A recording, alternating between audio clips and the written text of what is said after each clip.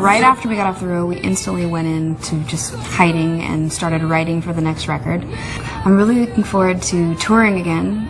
It's been so long. It's been 2 years since we played a show. By the time we play, it'll have been that long. And I don't know, the fans. I miss feeling that feeling on stage, the energy of everyone just kind of feeling at the same time. It's so powerful.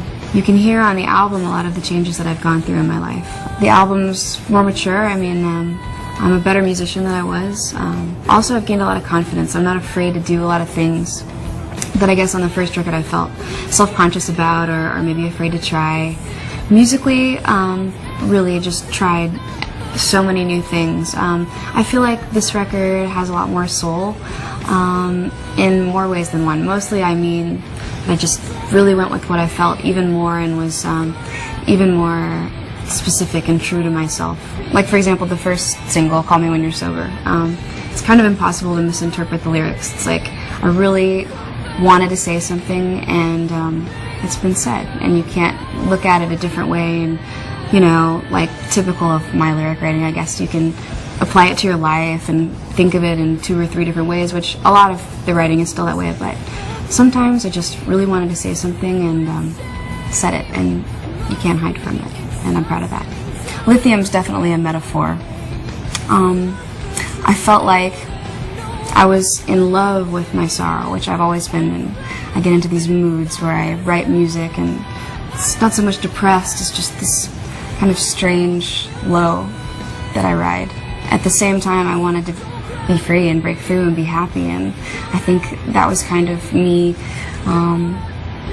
getting ready to just be like, that's it, and drop the ball and just change and move on. Good Enough does find me at peace, and I'm kind of scared of it. I think it's weird. It was the bravest song to write and to bring to the table when we were recording the album, because it's just really real, and I was really saying what I really felt, and for once that wasn't miserable or stuck or trapped or sad or grieving. It was happy, and I was like, well, I wrote a happy song. You guys are probably going to hate it, and they loved it. So I'm in love with Good Enough. I feel like it's more the way I feel now, and it was the last song that I wrote for the album. It's really cool that it's the last song on the album because it's all the things that I went through and then the point that I got to. All that I'm living for, to me, it's whenever I wrote the stuff that I did for that song, I kind of try to keep in mind what Evanescence is to me. You know, I've kind of been around for a real long time, so I kind of know what songs sound like. And although I didn't have a whole lot of writing on the first record, I've been playing these songs for years, so I think it has a lot of the overtones of what happened on the last record, but way heavier. Probably a song called Your Star. I like a lot. And Sober, I like a lot for a single. I don't know, just being able to do what I love to do every day, and to be able to support my family doing what I like to do. I mean, you can't ask for more than that, really. Some of the coolest stuff, I think, was the European tour I did with the band. It was just to see how big the band was, you know, in a place so far away from home. It was really cool. These guys are hilarious. I'm just constantly in stitches. I can't keep up. Half the time I don't know what they're saying, but it's freaking hilarious.